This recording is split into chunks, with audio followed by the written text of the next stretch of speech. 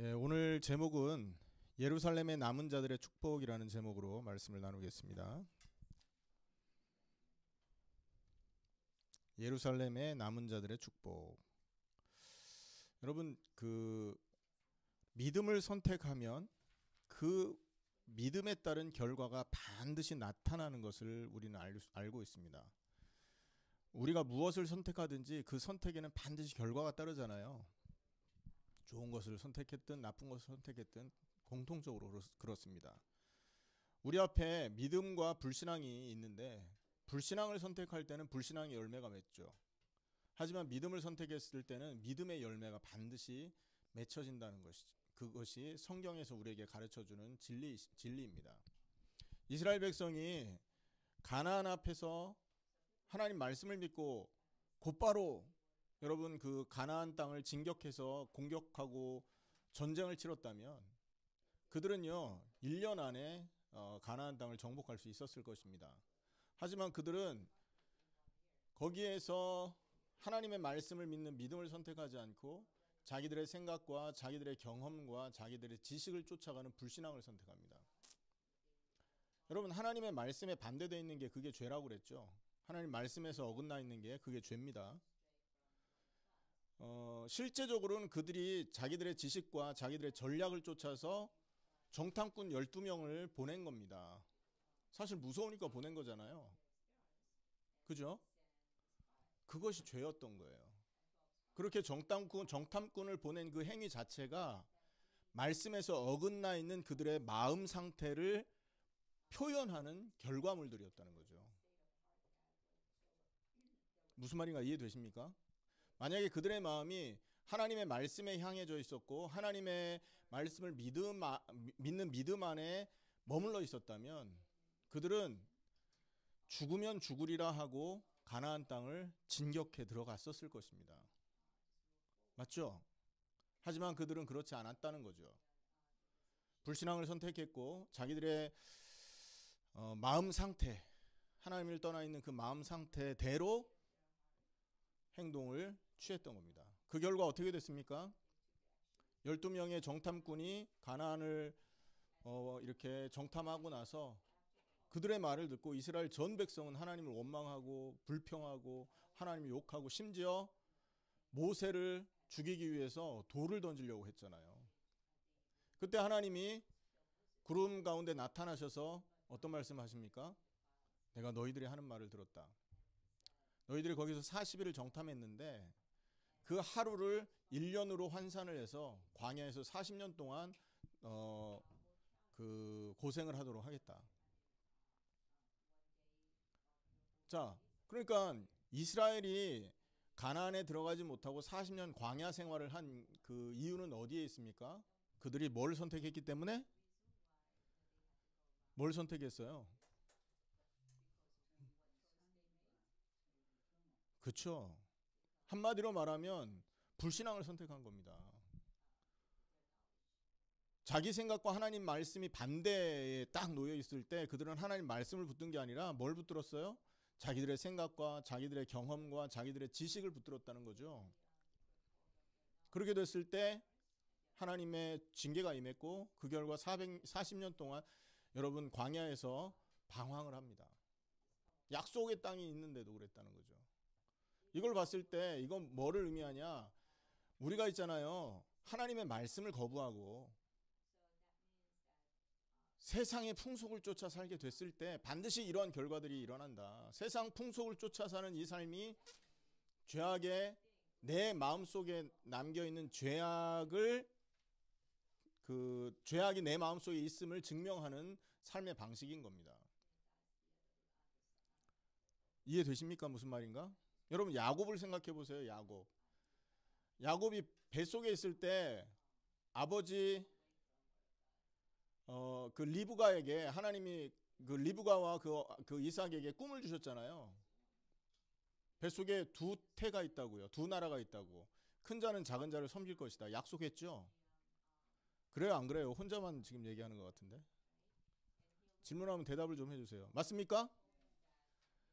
자, 그러면 야곱이 자라났습니다. 장성했어요.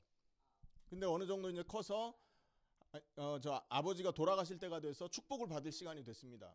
이때 야곱이 하나님의 말씀을 정말로 마음으로 믿고 있었다면 아버지가 축복하는 그 자리에 형 모습으로 막 털을 붙여가지고 양 잡아서 털 붙여갖고 그 아버지한테 형이라고 속이고 축복을 받을 필요가 있었을까요? 왜요?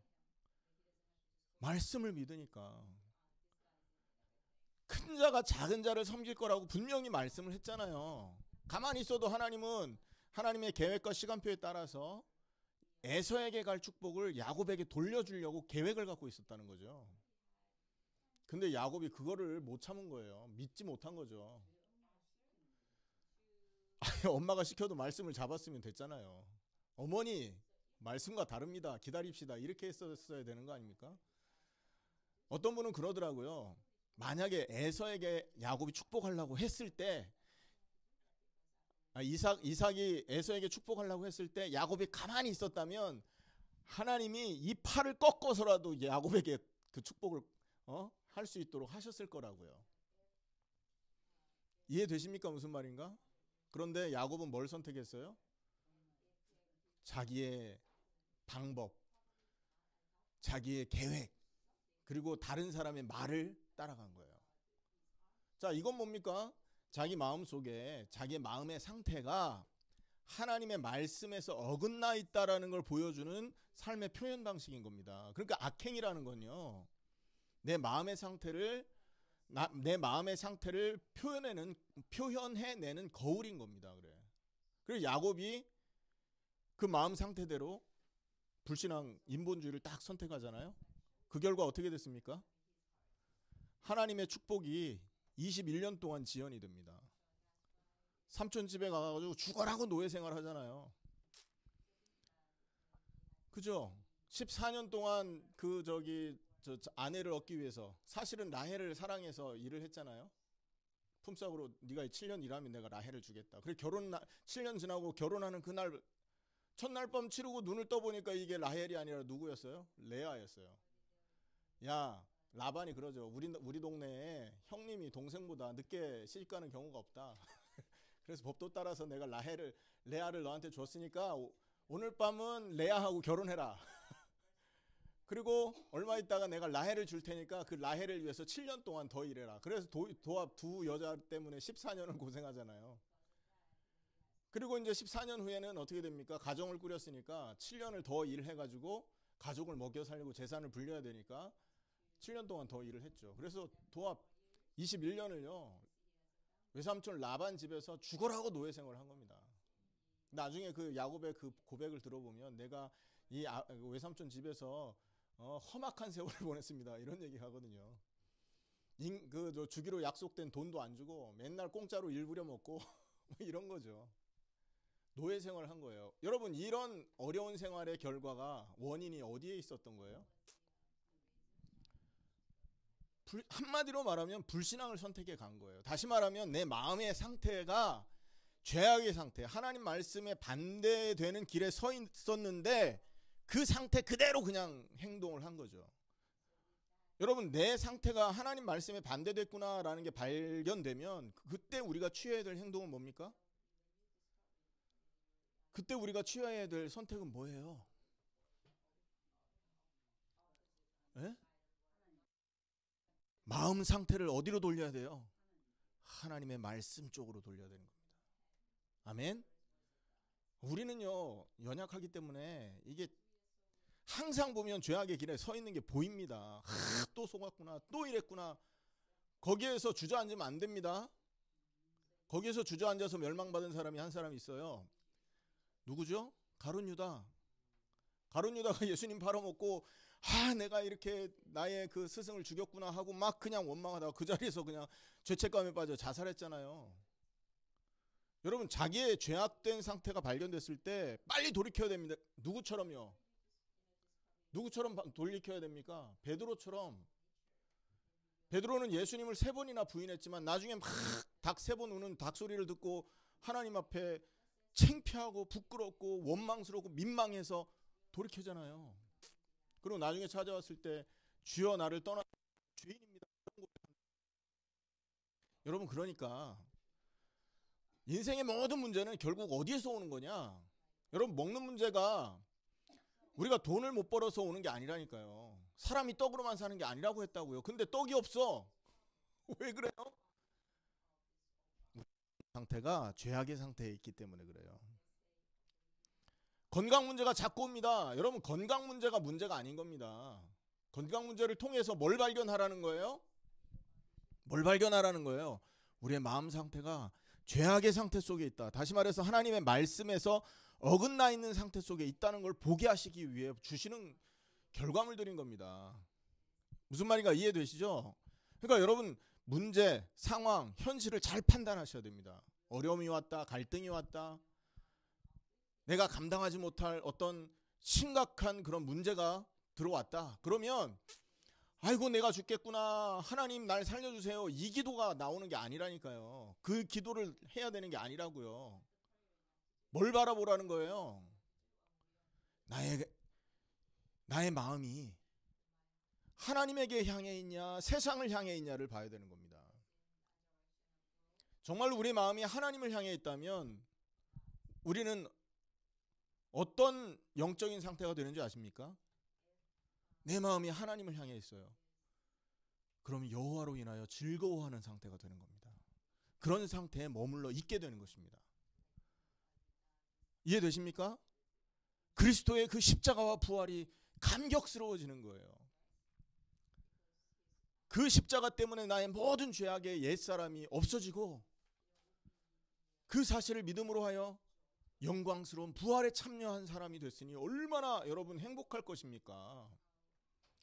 400년 동안 노예살이하던 이스라엘 백성이 홍해를 건너서 하나님과 함께 하나님이 인도를 받는 놀라운 은혜 속으로 여러분 은혜의 삶을 지속하고 있는 거예요. 그러니까 즐거울 수밖에요. 물론 이스라엘 백성은 40년 동안 광야에서 먹을 거 걱정하다가 모래에다가 무덤을 쓰고, 어떤 목사님은 우스갯소리로 40년 동안 광야 생활하다가 모래 귀신이 됐다고 말을 하거든요.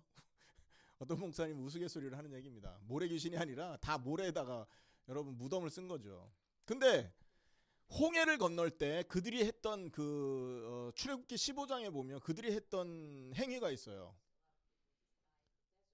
미리암을 중심으로 해서 하나님을 찬양하잖아요. 소고치며 춤추며 말과 저 적군을 하나님이 멸하시고 우리를 이렇게 생명의 길로 인도하시는구나. 여러분, 그 바닷길을 마른 땅으로 만들어서 우리를 살리시는구나. 여러분, 마른 땅이라는 구원을 말하는 거 아닙니까? 구원을 노래하는 그런 사람들이 됐다고요. 이건 뭐죠? 우리의 마음 상태가 정말로 하나님을 향해 있는 상태가 맞다면 여러분, 하나님으로 인해서 기뻐하는 인생을 살고 있게 되는 거예요. 주님이 동행하는 그 사실, 부활하신 예수님이 내 인생을 대신 살아주고 계신 그 사실 때문에 감격하는 그런 인생을 살게 되는 겁니다. 그게 뭡니까? 우리의 마음 상태가 어디가 있는 거예요? 하나님 말씀을 향해 있는 상태라는 것이죠. 그럼 발견해 보셔야 됩니다. 우리에게 아직 문제가 없기 때문에 아예 나는 괜찮은가 보다 마음 놓을 게 아니에요. 왠지 아세요? 문제가 없더라도 내 마음이 평상시에 어디가 있는지를 확인해 보시라고요. 문제 오기 전에, 할렐루야, 내가 과연 하나님의 말씀 때문에 즐거운가? 과연 하나님이 함께하는 그 사실 때문에 내가 감격스러워하고 있는가? 과연 십자가에 하나님께서 피 흘려서 우리의 모든 과거의 악행을 끝내주신 그 사실 때문에 내가 늘 감격스러워하는 인생을 살고 있는가를 여러분 바라보시라니까요. 이거는 누가 말해줄 수 있는 게 아니라니까요. 이해되십니까? 여러분이 저한테 얘기할 수 없는 거예요. 아, 목사님은 안 그런데 왜 그렇습니까? 안 그런 것 같은데. 그거 어떻게 알아요? 내가 어떻게 하고 있는지. 또 반대로 목사님은 너무나 얼굴을 보니까 달덩이 같이 요즘에 달이 떴는지 둥둥둥 이렇게 뚱뚱해져가지고 막 너무 뿌해가지고 행복해 보이니까 목사님은 잘 누리고 있는 것 같습니다. 착각하지 마세요. 그거는 모르는 거라니까요. 내 신앙은 나만 하는 겁니다. 나의 믿음은 나만 하는 거예요. 내가 혼자 있을 때 무엇을 생각하고 있고, 내가 혼자 있을 때 무엇을 기뻐하고 있고, 내가 혼자 또는 내 인생에서 내가 가장 중요하게 생각하는 것이 무엇인지를 가만히 점검해 보면 내가 하나님의 말씀 방향에 서 있는지 아니면 세상을 향해서 죄악의 상태에 머물러 있는지가 보이는 거라니까요. 그래서 문제가 있다 없다 그것 때문에 안심하지 마세요. 자, 믿음을 선택하느냐 불신앙을 선택하느냐 이렇게 극명한 열매가 차이가 나는 것입니다. 하나님께서는요, 오늘 본문을 이제 좀 살펴보면 이스라엘 백성에게 이 믿음을 선물하기 위해서 150년 동안이나 작업을 하셨어요.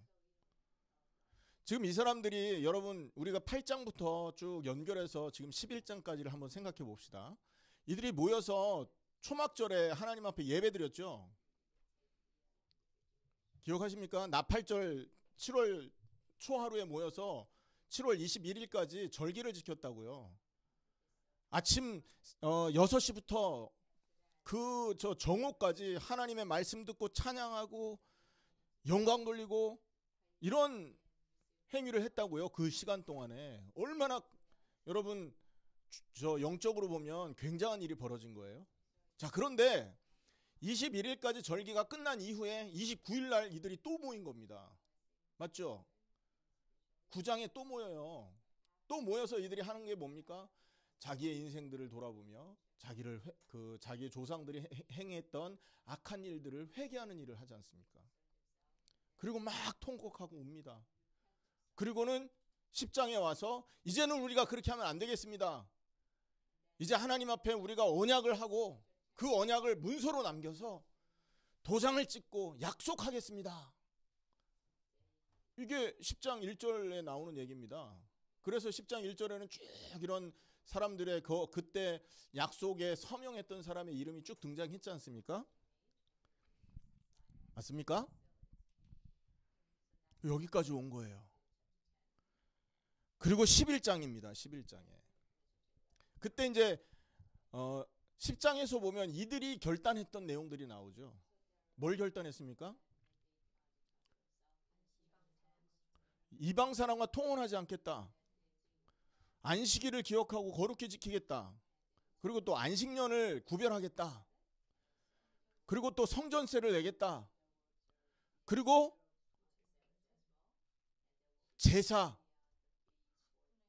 그리고 11조를 하나님 앞에 드리겠다라는 어마어마한 영적인 결단들을 행했단 말이죠.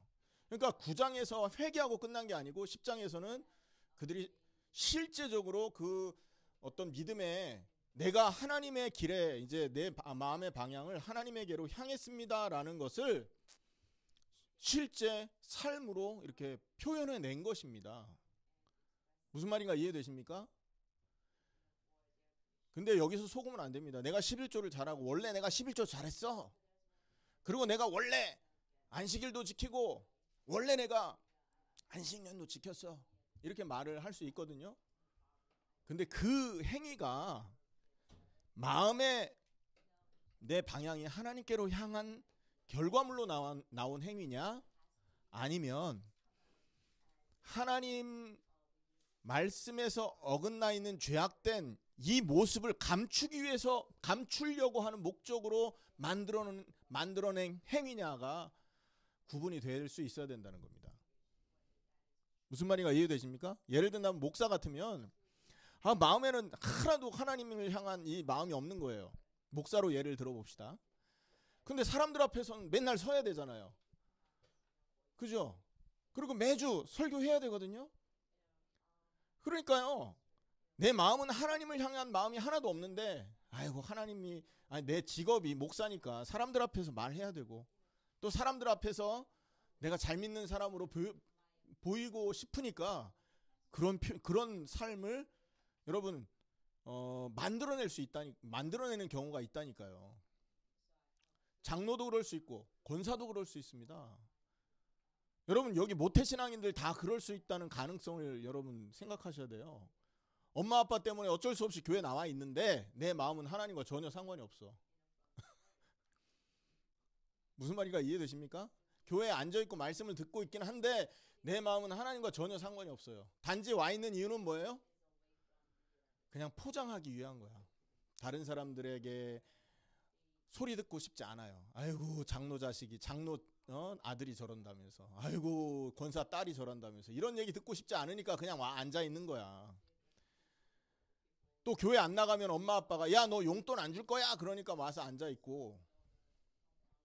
이건 뭐예요? 자기의 마음이 말씀을 향해 있지 않고 세상을 향해 있는데 그거를 포장하긴 거예요.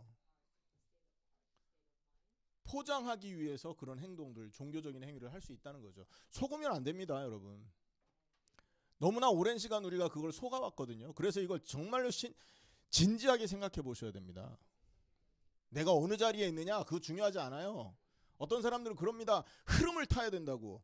무슨 흐름이 있어요. 복음, 그리스도 예수의 십자가와 부활의 그 믿음이 중요한 거지. 천주교 그 건물 안에 있다고 그들이 구원받은 게 아니잖아요.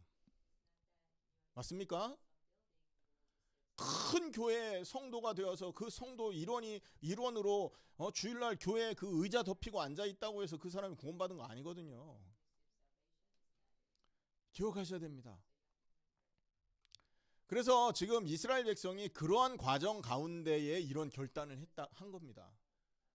자, 그리고 그러니까 이런 모든 것들은 결국 뭡니까? 6월절, 또 뭡니까? 11조, 안식년, 이런 모든 것들이 결국 뭐냐? 안식일, 이런 것들이 뭐냐면 그들의 믿음을 뭐예요? 믿음을 갖고 믿음을 점검하라고 주시는 어떤 하나의 방편들이었던 거예요.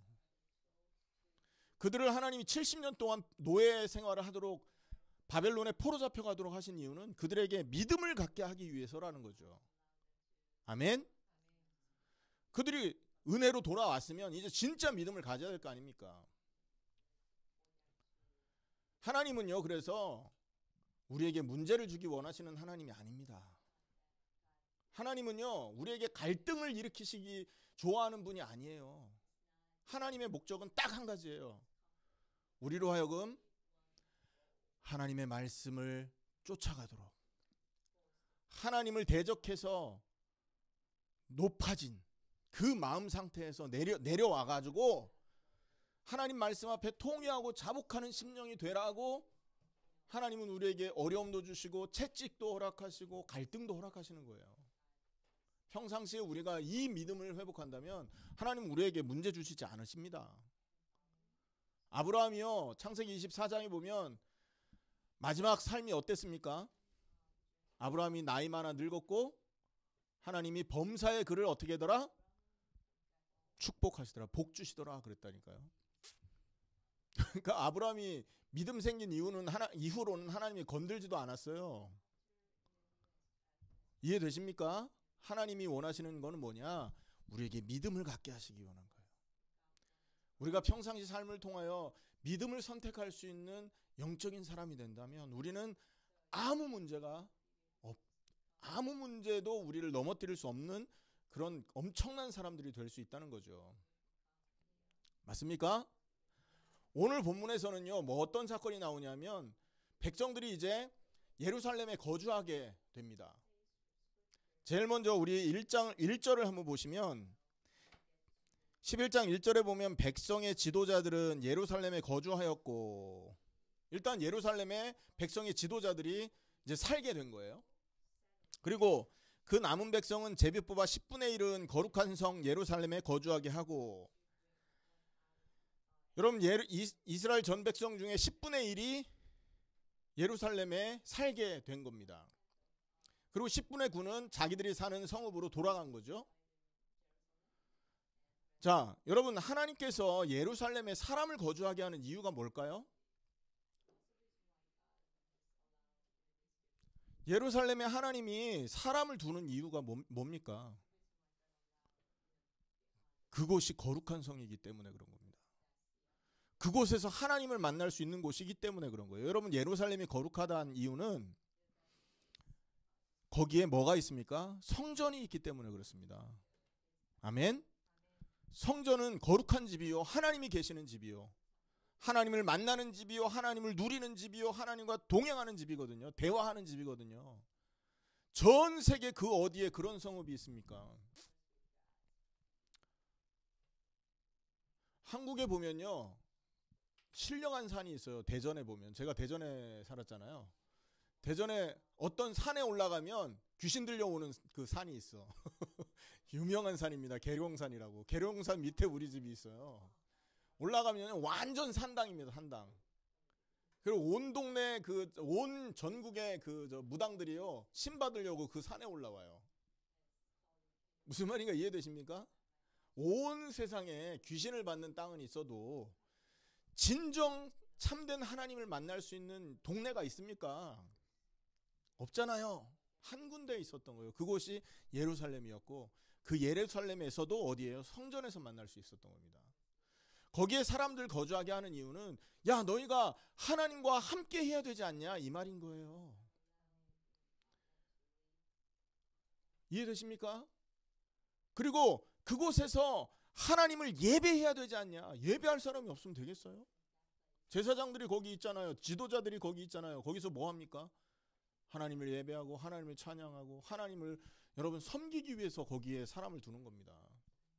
그래서 이스라엘이 있잖아요. 예루살렘 중심으로 이렇게 사람들이 그 하나님 예루살렘 성전을 중심으로 해서 이렇게 영적으로 단단하게 모여 있을 때는요, 하나님이 이스라엘을 엄청나게 축복하십니다.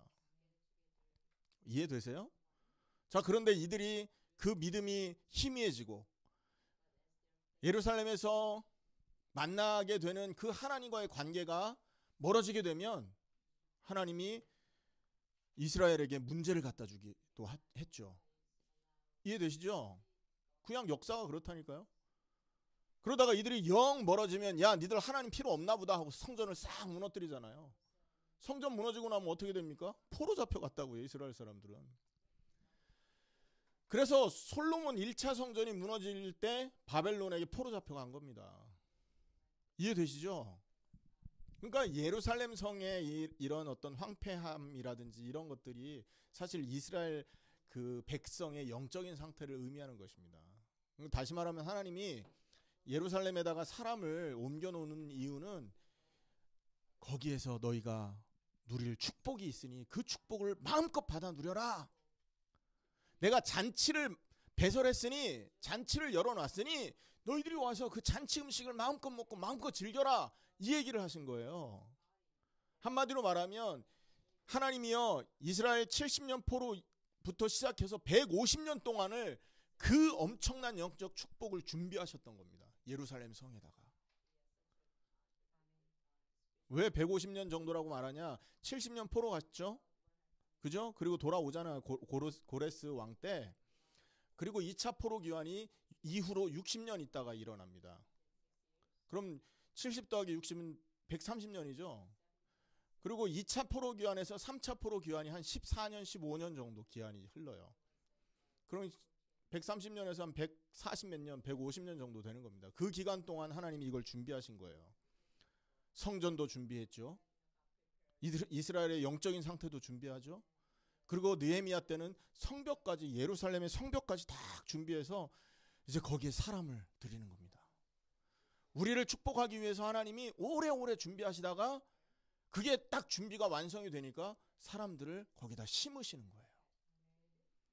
그래놓고 원래 인간의 모습을 회복하게 하시기 위해서, 원래 하나님을 찬양하고 원래 하나님께 영광 돌리고 하나님을 원래 예배하던 인간들이 그 원래 축복을 누릴 수 있도록 그 자리에다가 사람들을 옮겨 심으시는 거죠. 이 축복은요, 사실은 하나님의 150년 기간 동안 준비된 축복인 겁니다. 여러분, 잔치가 다음 주 월요일 날쯤 있다, 아니 주일날 정도 있다, 그런 잔치 소식을 듣잖아요. 그럼 그 전부터 준비하지 않습니까? 뭘 준비합니까? 안 먹어. 배를 비워. 그리고 뭐 우스갯소리입니다만 어쨌든 뭐 준비가 이게 있으면 뭐 옷도 준비하고 선물도 준비하고 뭐 여러 가지 준비하잖아요. 인간이 잔치 준비하는 거와 비교가 되겠습니까? 하나님이 영적인 이 축복을 준비한 이 세월이요. 자, 그런데 한 가지 여기서 문제가 있는데 뭐냐면, 여러분, 하나님은 이 모든 것을 다 준비했어요. 그런데 인간들이 문제라. 이 축복을 하나님 허락하려고 모든 걸 다 준비했다면, 여러분 이거를 아는 사람이라면, 이것의 중요성과 이것의 의미를 아는 사람들이라면, 이곳에 사람이 없다 그랬을 때 내가 거하겠습니다 자원에서 나와야 될 거 아닙니까? 그죠? 근데 있잖아요, 이 사람들 뭐 합니까? 1절에 보면 그 남은 백성은 제비 뽑아 10분의 1이 거했다 이렇게 말합니다. 제비 뽑았다는 말은 뭐예요? 자원하는 사람이 적었다는 얘기도 될 수 있는 거거든요. 그래서 하나님의 선택에 맡기겠습니다. 아니, 하나님의 계획이 맞다면 내가 가겠습니다 해야 되는 건데 제비 뽑아서 가기를 원했던 거죠. 이게 인간의 수준입니다. 왜냐하면요, 아직 예루살렘이 이런 게 준비됐다 하지만 눈에 보이는 건 아무것도 없었던 거잖아요. 눈에 뭐가 있습니까? 거기 아직도 황폐한 땅이고.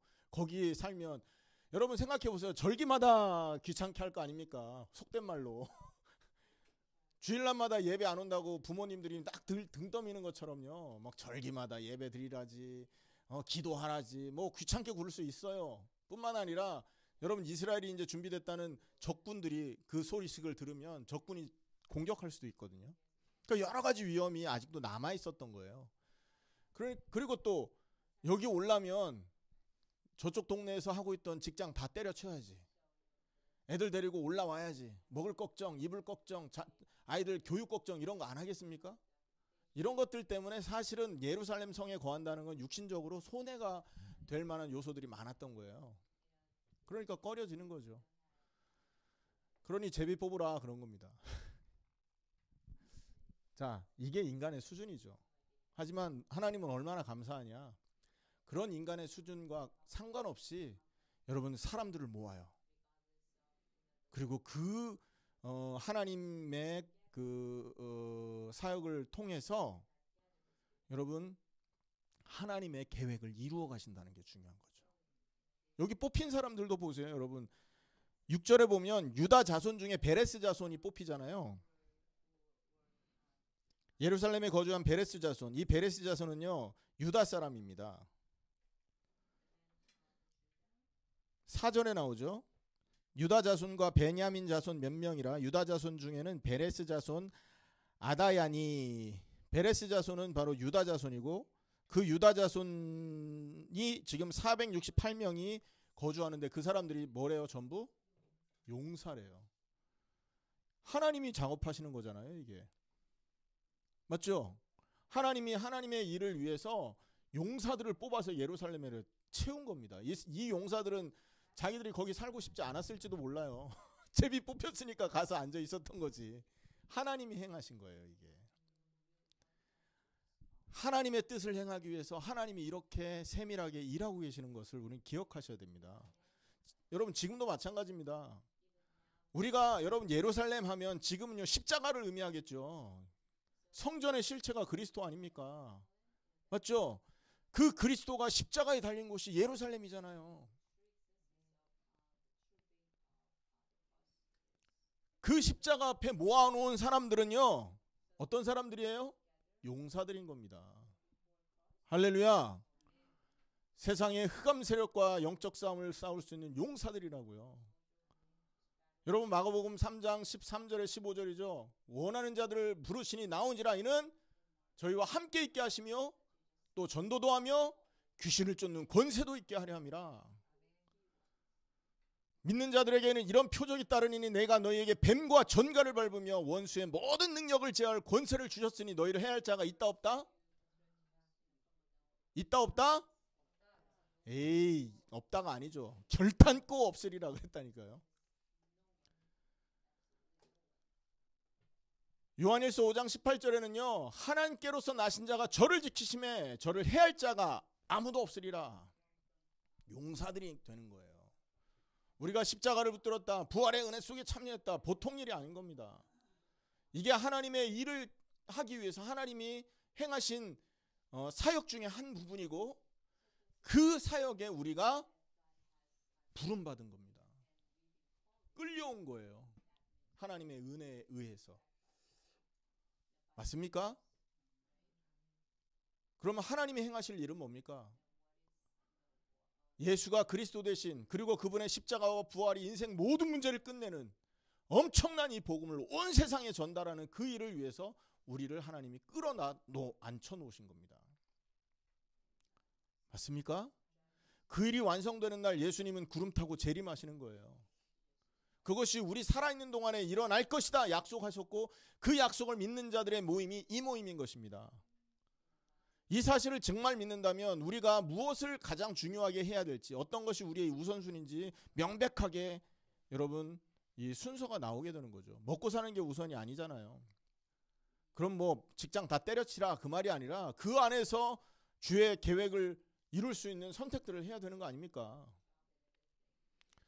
다시 말하면 하나님이 이스라엘 백성을 예루살렘에 모으는 것이 하나님의 뜻과 계획을 이루기 위한 하나님의 사역인 것처럼, 우리에게 십자가와 부활을 깨닫게 하고 그 십자가와 부활 앞에 우리를 가까워지게 하시는 이 사역이 하나님의 뜻과 계획을 이루기 위한 사역이라는 사실을 기억하셔야 됩니다. 자, 그러면 예루살렘에서 이 사람들이 누린 축복은 뭐겠습니까? 하나님 말씀의 축복을 받았겠죠. 맞습니까?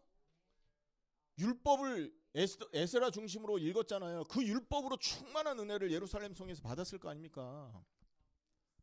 맞죠? 그리고 여러분 8장 9장에 나와 있는 그 회개운동, 기도운동에 이 축복을 지속해서 누렸겠죠. 예루살렘에 모여 성전에 모여서 그들 기도하거든요. 지금도 성전 그 예루살렘에 있는 그 성전 벽에 가보세요. 지금도 있잖아요. 통곡의 벽에다가 이 저기 뭐 기도 제목 꽂아놓고 계속 기도하는 사람들 얼마나 많은지 몰라요. 그러니까 예루살렘에 모여서 이들이요 영적인 축복을 누린 겁니다. 말씀의 축복, 기도의 축복을요.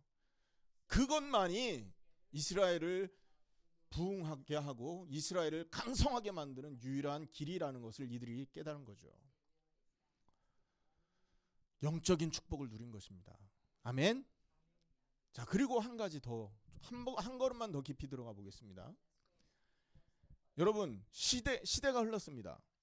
사도행전에 보면 바울이 있잖아요. 가는 곳마다 제자들을 만나는 장면을 기억하시죠? 사도행전 16장에 저 빌립보성에서 루디아 만납니다. 17장에 데살로니가 야손 만납니다. 18장에 고린도에서 브리스길라 부부 만납니다. 19장에서는요 그 저 에베소 지역에서 12명의 숨겨진 제자들을 만납니다. 또 사도행전 11장에 저 베드로는 고넬료를 만나기도 합니다. 보면요 각 지방마다 이런 사람들이 있었었거든요. 누구의 역사입니까? 바울의 역사가 아니라고요. 여러분 베드로의 역사가 아닙니다. 거기에다 사람을 흩어놓은 분이 계시죠. 그분이 누구예요? 역사적으로 한번 보세요. 여러분 역사적으로 지금 예루살렘에 있었던 사람들을 흩지 않습니까? 믿음의 사람들 흩어놓은 거잖아요. 여러분 바벨론에 포로됐을 때 그 바벨론의 이 통치 영역이 얼마나 넓습니까? 유럽 전역이거든요. 거기에 예루살렘에 살던 사람들을 전부 흩었다고요. 시대가 흐릅니다. 페르시아 제국이 세워집니다. 여러분 페르시아 제국 때 여러분 하나님께서 페르시아 제국은 저 인도까지 이게 펼쳐져 있었잖아요. 그 페르시아 제국 통치권 아래 수많은 믿음의 사람들을 쫙 펼쳐놨었다고. 유럽 전역에 펼쳐져 있었습니다. 예수님이 탄생하셨을 그때 동방박사들 별 보고 예수님 예루살렘으로 쫓아왔죠. 그 사람들이 누구의 영향을 받았겠습니까? 바로 그 페르시아 제국 영향을 받은 거예요. 그 제국 안에서 믿음의 말씀을 들었던 일부 학자들이었던 거죠. 최근에 어떤 방송을 봤는데 우리나라가 있잖아요. 삼국시대 이전부터 인도의 영향을 받았다고 하더라고요. 인도 말하고 우리나라 말이 비슷한 게 있대요. 인도 한 부족 말이. 그때 그 부족 인도의 여왕이 우리나라로 이렇게 시집와서 왕이 됐다는 여왕이 있었다는 그런 얘기도 역사적으로 있더라고요. 무슨 말입니까? 하나님이 있잖아요. 우리도 알지 못하는 사이에 세계 곳곳에 하나님의 사람들을 쫙 펼쳐놓은 겁니다. 그럼 우리는 뭐 하면 돼요? 바울처럼 가가지고 네가 그 사람이냐 물어만 봐도 되는 겁니다. 할렐루야. 믿음의 사람들은 표시가 납니다. 어떤 표시가 나요? 그리스도의 십자가와 부활을 나의 죽음으로 나의 부활로 믿는 표시가 난다고요. 그것만이 유일한 생명을 얻는 유일한 길이라는 사실을 그들이 인정한다고요. 표시가 난다니까요. 아닌 사람은 어떻게 표시가 나겠습니까? 네가 그 사람이냐 복음 얘기하면 그런 의도로 물어보는 거 아닙니까? 절대 받아들여지지 않습니다. 오늘 말씀을 정리하겠습니다. 예루살렘의 남은 자들의 축복. 여러분, 믿음을 선택하냐 불신앙을 선택하냐. 하나님께서 이스라엘에게 행한 이 일들은 사실은 이스라엘 사람들에게 믿음을 주기 위해서라고요. 그들이 불신앙에서 떠나서 이제 좀 믿음을 선택해라 라고 했던 것이라고요. 그 중에 여러분 예루살렘에 거주한 사람들이 있었지 않습니까? 믿음을 갖고 있었던 사람들만 예루살렘에 있을 수 있었던 거예요. 어떤 의미로 보면 제비 뽑혔거든요. 그러면 제비 뽑혔는데 에이 싫어요 할 수 있지 않습니까? 근데 그들이 제비 뽑혔는데 그리고 거기에 거주하는 자체가 힘든 것인지도 알지만 그 자리에 갑니다. 그 믿음의 선택에 의해서 예루살렘에 거주한 자들에게는 어떤 축복이 있었어요? 영적 축복이 있는 겁니다. 말씀의 축복, 기도의 축복. 그리고 한 단계 더 들어가서 되어지는 전도의 축복. 예수님이 진행하는 전도를 맛보는, 이미 예수님이 준비해 놓으신 사람들을 찾아내는 그 은혜 속으로 들어가는 영적 축복을 맛보게 되는 것이다. 여러분, 이 예루살렘은 누구를 말하겠습니까? 신약적으로 어디를 말하는 거예요? 예루살렘은 아니, 이 예루살렘은 누구와 연관되어 있습니까? 그리스도 십자가와 부활과 연결되어 있어요. 그래서 우리가 그리스도의 십자가와 부활에 거하면 말씀의 축복, 기도의 축복, 전도의 축복을 누리는 것입니다. 여러분, 이런 은혜가 이번 한 주간에 여러분에게 충만하게 회복되기를 예수님의 이름으로 축원합니다.